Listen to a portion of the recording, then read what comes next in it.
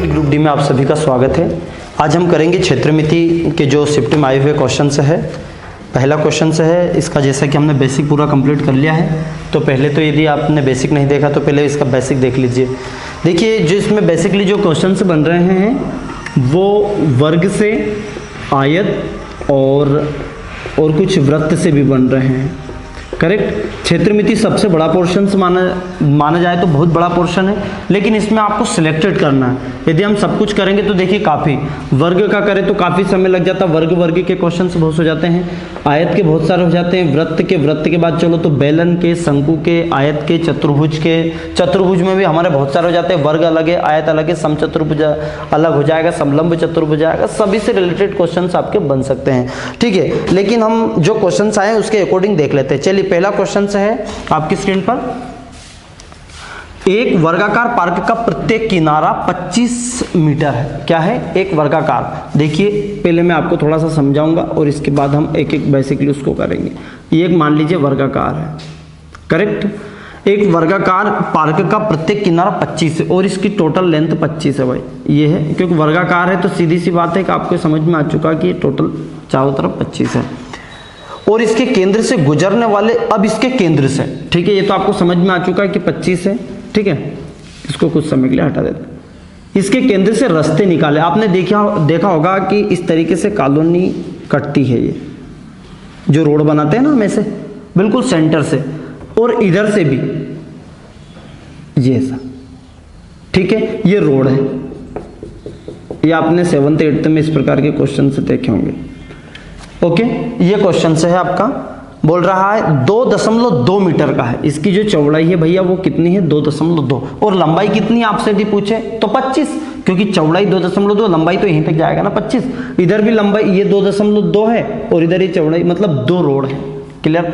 अब एक भाग और है इसमें जहां कंफ्यूजन करता है, वो ये है जो कॉमन है। बात आ चुकी समझ में? ये क्या है? कॉमन है जो दोनों ओर में, तो ये या तो हम एक तरफ इधर से या इधर से, तो हम इसको माइनस करेंगे, इस कॉमन को, जो वाला भाग है इस कॉमन को माइनस होगा। तो यहाँ क्षेत्रफल देख ले, डायरेक्ट आपको समझ में आ रहा है, आपको पूरा निकालने की जरूरत नहीं है। पहले आपको पता है ये एक आयत बन गया। देखिए ये एक पट्टी पूरी आयत बन चुका है, और ये एक ऐसा पट्टी, ये जो आयत बन चुका है। तो हमें क्या निकालना? क्षेत्रफल। तो इसका क्षेत्रफल निकाल दो, इसका क्षेत्रफल, दोनों को प्लस कर दो, और उन दोनों के प्लस में से एक ही छोटा सा जो बॉक्स है इसको माइनस कर दो, क्योंकि दोनों ओर हो चुका है। ऐसा तो नहीं हमने एक तरफ से रोड बना दिया, जब उधर से रोड लेके आएंगे तो हम ऐसा तो नहीं कि अब इसमें वापस इसके ऊपर से लेके जाएंगे, क्योंकि ये बन चुका है, इसलिए ये हम माइनस करेंगे। तो ये आपको कैटेगरी समझ में आ जाना चाहिए, भाई माइनस क्यों करेंगे। ओके, बाकी तो इसमें फार्मूले और पूरा डिटेल से आपको दिया है, पर यहाँ आपको इतना सा करके आपको समझना है। अब करेंगे क्या? देखिए पहले तो इसका क्षेत्रफल, नहीं तो वहाँ ABCD ये वो कुछ लिखने की आपको जरूरत नहीं, आपको समझ में आ चुका है। तो इस पहले पद का क्षेत्रफल की बात करें तो क्या जाएगा? 25 गुना 2.2। समझ में आया? ये कहाँ से आया? ये वाला क्षेत्रफल। तो 25 दूनी 50 के 0 हासिल 5, 25 दूनी 50 और 55, मतलब 55.0 ये आया ओनली फॉर 55, और काय में आएगा भैया जिसमें दिया गया है, मतलब वर्ग मीटर में दिया गया है। क्या इतनी बात क्लियर हो चुकी है? दूसरा क्षेत्रफल भी अब आपको लिखने की जरूरत नहीं है। दूसरा क्षेत्रफल भी कितना जाएगा? 25 गुना 2.2 इज इक्वल टू 55। तो ये भी क्या आ चुका? 55 वर्ग मीटर। क्या बात क्लियर है ना? अब ये टोटल 55 और 55 हम किसी फार्मूले से नहीं कर रहे हैं, केवल उसको इमेजिन कर रहे हैं। ठीक, तो 55 और 55 ये दोनों जुड़ जाएगा। एक मैंने माइनस का बोला था, ये जो बीच वाला भाग है, ये बीच वाला जो पोर्शन है ये कितना है? 2 गुना 2। ये क्यों किया? 2.2। लंबाई भी उसकी है, चौड़ाई भी, क्योंकि वर्ग बन चुका है। क्या बन चुका है? वो वर्ग। तो इसका करेंगे तो आपको पता है 484 होता है, 484 होता है। इसका वर्ग याद ही आपको 2.2 का 2.2 करेंगे तो क्या जाएगा? 484 हो जाएगा। आपको पता है ये माइनस करना है, तो ये तो 55 में से माइनस कर दो, 55 55 110 ये जोड़ दो, तो किसी में से एक से, तो 55 55 110 हो चुका है। 110 में से क्या माइनस कर देंगे हम? 4.84। क्या बात समझ में आ रही है? ये माइनस कर देते हैं। क्लियर है? अब माइनस किया तो क्या आया? 10 में से 4 गए तो कितना बच गया? 6। ये 9 में, ये आपका 16 हो चुका है, और ये 9, ये 5।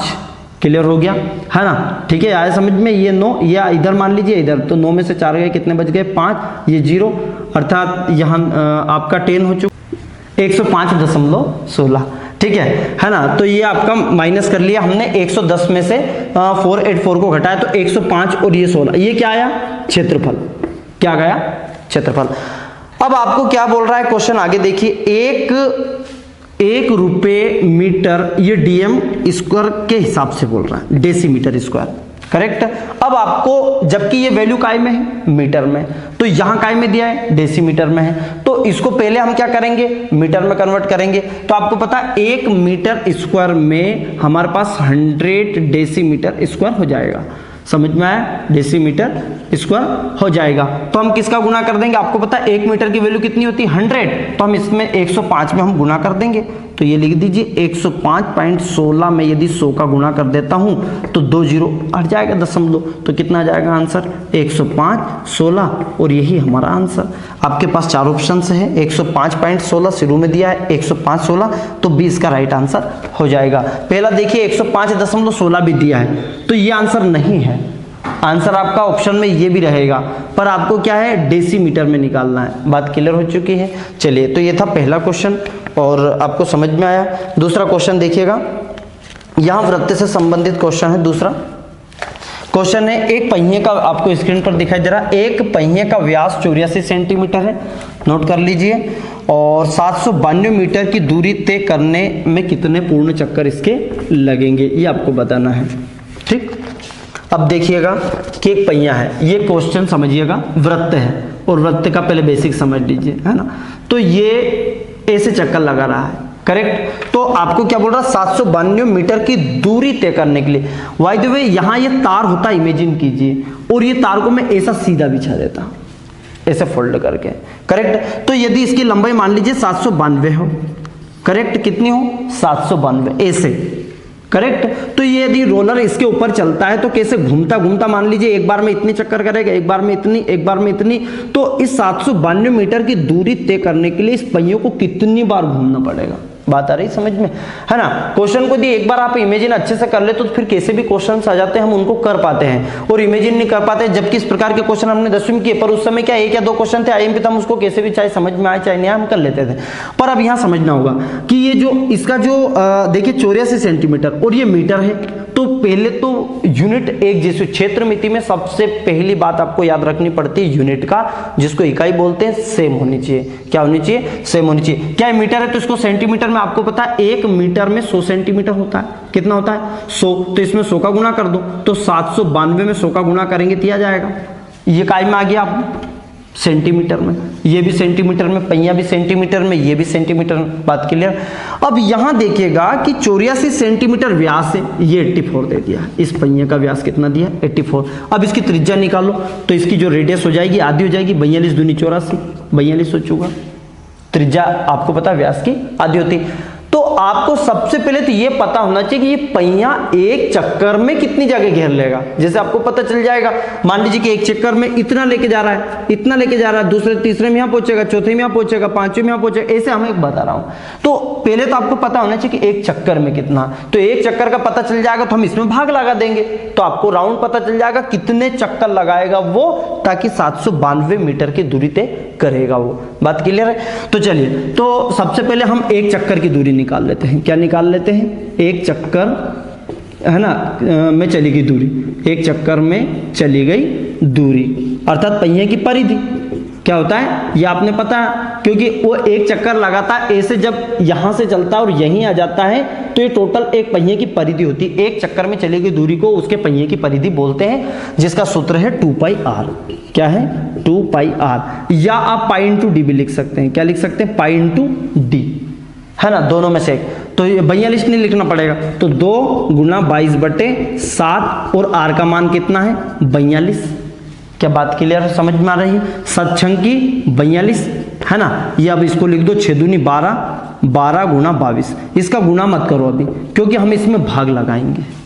क्लियर है, हमने इसलिए इसका गुणा नहीं किया, नहीं तो आप गुणा करने लग जाओ टाइम लगेगा। अब 12 गुना 22 का हम क्या करेंगे, आपको बताया है कि 792 मीटर की यदि हमें तय करना है, 792 मीटर यदि दूरी तय करनी है तो इसमें भाग लगाना पड़ेगा, क्योंकि एक चक्कर की ये है हमारा लेंथ, ये एक चक्कर का सेंटीमीटर में है, तो हमें इतने चक्कर लगाने 792, ये देखो सेंटीमीटर में आपका कितना है, ठीक है, 7,92,000 सेंटीमीटर हो रहा है और हमें इतना सारा है बाथरूम, तो आपको कितने चक्कर लगाने पड़ेंगे? तो भैया भाग लगा देंगे, क्या करेंगे? भाग। तो 792 00, ठीक है ना? ठीक है, हाँ 792 00 और बटे में है 12 गुणा 22, करेक्ट है। अब आपके पास ऑप्शंस भी है 300, 350, 320, 300, या तो इसको काट दीजिए, करेक्ट। तो काटेंगे किससे भाई? 12 से। तो देखिए 12×72, ये कट जाएगा आपका, है ना? देखिए ये 12×72, एक बार अपन ने काट दिया इसको, 12×72 कितना बचा यहाँ से? 79 में से यदि 72 गया तो कितना बचा? 9, और कितना बच गया है आपका? 9, 7 बच गया, अर्थात 7 बच गया। अब ये कितना हो चुका? 72 हो चुका है। समझ में आया कि नहीं आया? फिर वापस 12×72, क्लियर है? और ये क्या हो चुका? 00, कट गया ना।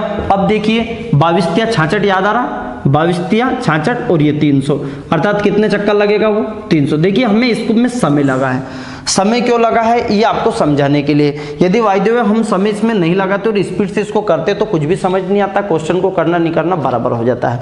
तो ये एक क्वेश्चन किया, इसको आराम से हमने समझा।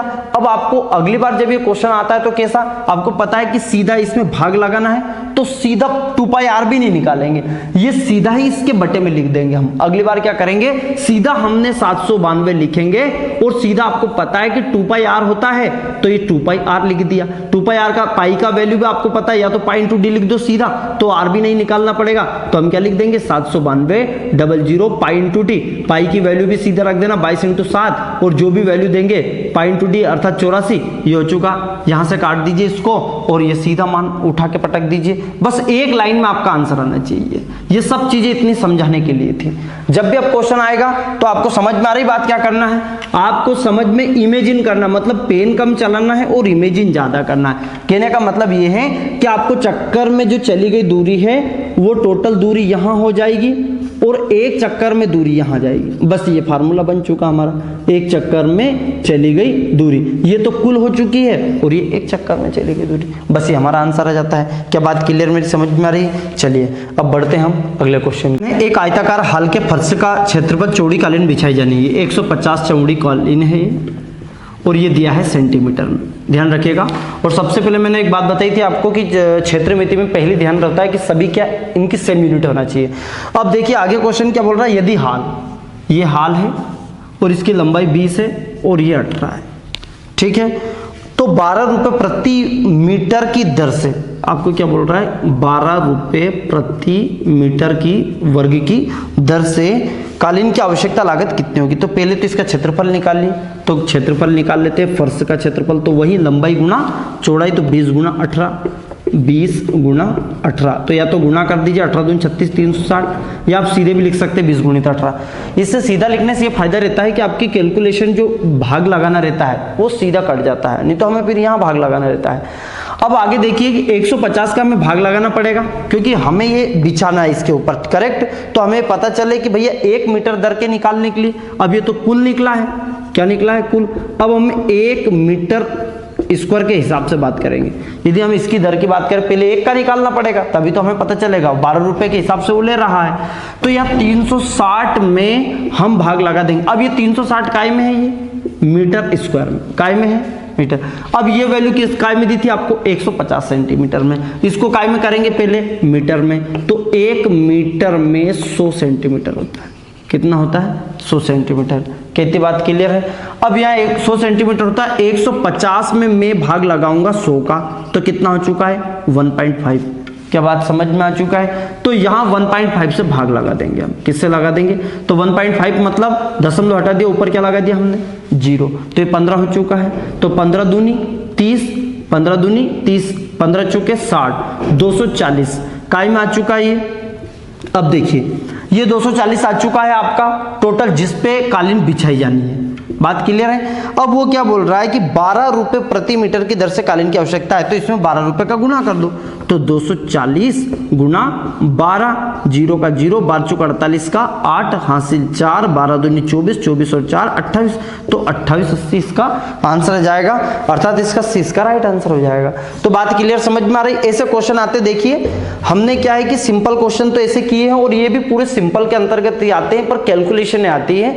10वीं तक का जो मैथ्स होता है उससे बाहर कुछ भी नहीं होता है, बस उसका जो थोड़ा लेवल है वो थोड़ा सा चेंज कर देते हैं, बस इसलिए थोड़ा सा लगता है। नहीं बाकी आपकी क्षेत्रमिति, जिसका कक्षा 10वीं तक का अच्छा गणित है, तो ना तो उसको क्षेत्रमिति, ना ज्यामिति, ना त्रिकोणमिति, जो एडवांस गणित है उसमें कोई प्रॉब्लम क्रिएट नहीं होने वाली है।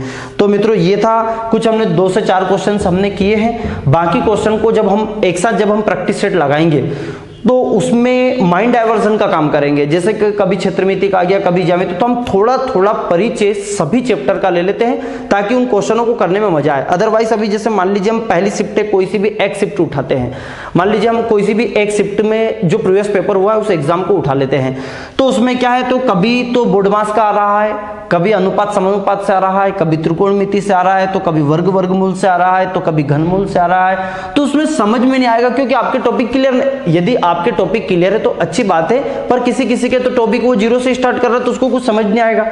तो पहले इसलिए थोड़ा परिचय सभी चैप्टरों का बेसिक हमने बनाया है, और उसके 4 से 5 क्वेश्चन कैसे कैसे आते हैं वो 3 से 4 क्वेश्चन हर एक चैप्टर के मैंने लिए हैं। आफ्टर दैट हम सभी क्वेश्चनों को जब एनालाइज करेंगे तो उन चीजों को मैं बताते जाऊंगा कि ये जो टॉपिक है आप पहले उस वीडियो से कंप्लीट करके आए, ताकि आपको कोई सा भी टॉपिक कहीं से भी शुरू करे वो समझ में आपको आ जाए। जय हिंद, जय भारत।